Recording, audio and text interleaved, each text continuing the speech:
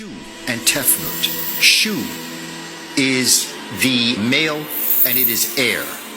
Tefnut is female and moisture. Air and moisture. Shu is heat. Shu, shu. Iya, shisa. Shu, shu. That word is heat.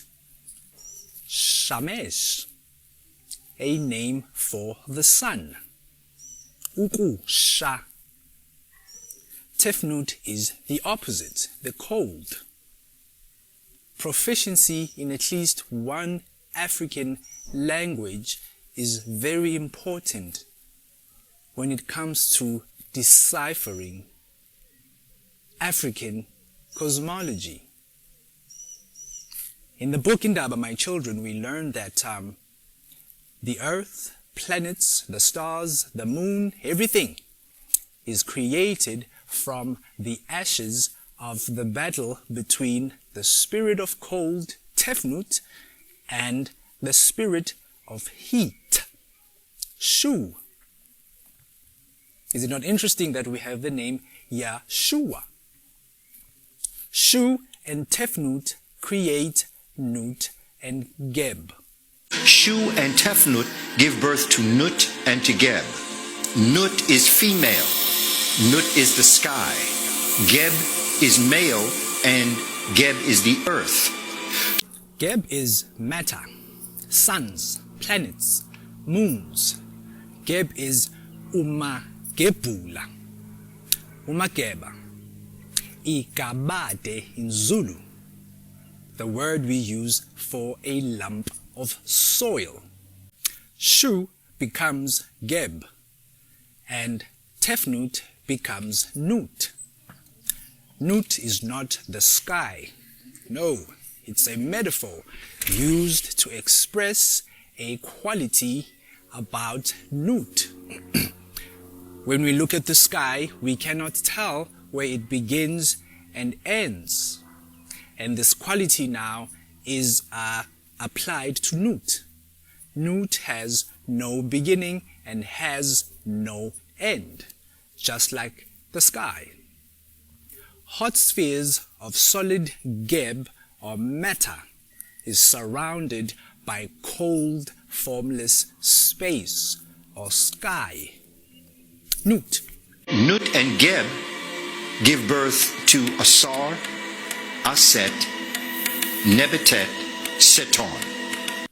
These are the four cardinal points, the four controllers, the four angels holding the winds of the earth, keeping the earth in check, balancing it, the four living creatures. We can harmonize the theology from its most primitive form and build it going all the way to its seemingly most complex. In astrology, we're talking about, or when this theology is expressed in astrotheology, we are talking about the four living creatures. In the studies of the orbits of spheres, these are the four magnetic poles. The rudders controlling the cycle of birth, growth, maturity, and death. Asar, Oset, Nebetet, and Set. These are the four controllers in all bodies of matter in the universe. If you're in the flesh, matter, inyama, you have four ancestors. Two maternal, two paternal. Asar and Set is the north and south poles of all moving bodies in motion. And Aset and Neptet are the east and west poles in all moving bodies. Now Asar and Aset give birth to Heru. who is the resurrection and the light. In the expressions of cosmogony, the macrocosm, Shu becomes Geb, matter. Tefnut becomes Nut. Let's build this.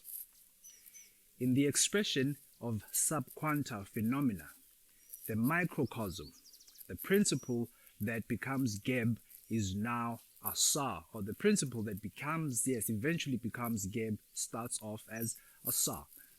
And the principle that became Tefnut is now Aset. In Baba Mutwa's book, Indaba My Children, he puts it this way. The mating between the river time, Asar, and the nothingness, Aset, gives birth to the living spark. In the teachings of Kabbalah, the same expression goes roughly like this. Before energy and matter can exist in phenomenal form, in matter, it must first exist without form as Ayin Sof.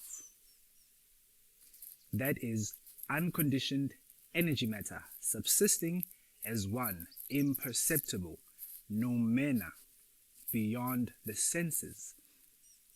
Again here, Ayin is Asar, the river time, and Sof is Aset, the nothingness.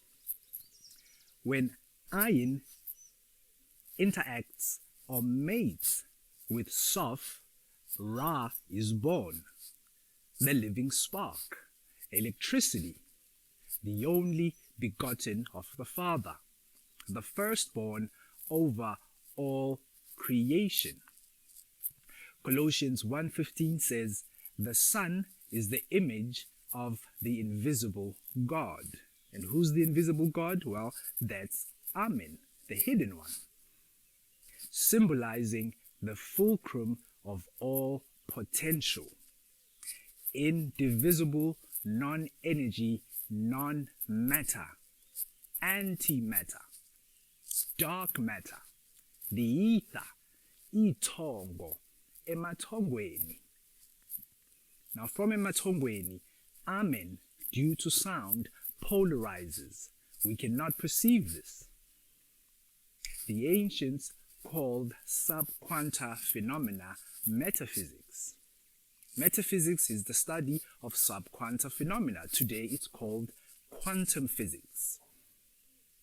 When Asar, in the Bible now, the Spirit of God hovering above the face of the waters of the deep, or the Spirit of God polarizes the waters of the deep. And who are the waters of the deep? That is Aset. What happens? Ra is born, electricity. I'm not talking about the sun. We're not there yet. We are dealing with cause, not effect.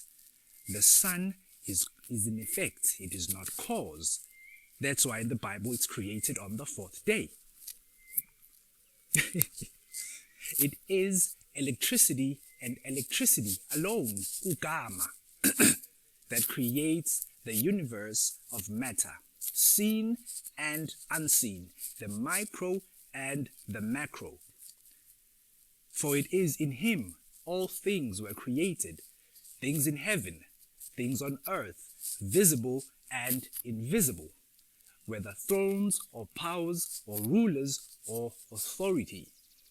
All things being created through him, and that is electricity, Ra, the living spark, the word, ugama. Religion is metaphysics watered down for the layman, about Dandahead. And what is metaphysics? It is the unseen hand behind physics.